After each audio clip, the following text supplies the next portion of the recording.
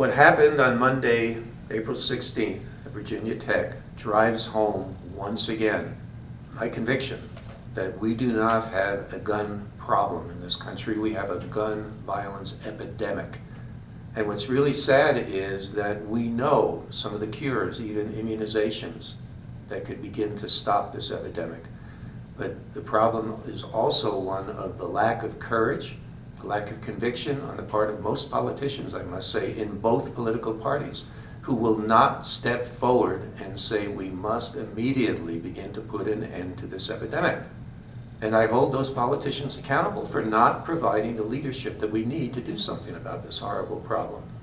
How do the parents of these 31 murdered students, young, innocent kids, how do they feel when all they hear from the political leadership is, you have our prayers, you have our thoughts, and from our president, hearing such things as, don't forget that all Americans have the right to bear arms.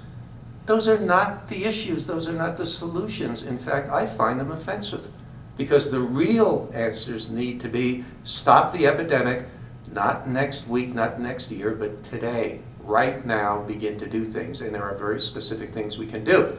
For one thing, we can have a national law that requires a criminal background check on every gun sale at every gun show.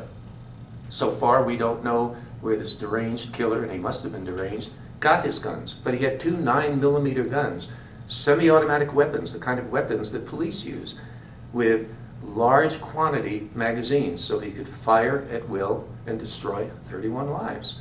We need to stop the transfer of guns like this into the hands where they don't belong, where they can cause nothing but tragedy. I also have an issue with the questions that are being asked in the aftermath of this tragedy.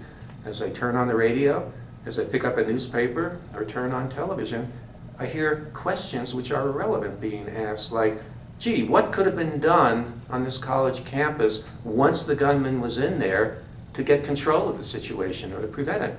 No, that's not the question. The questions that should be asked involve, what do we do about the guns in the first place?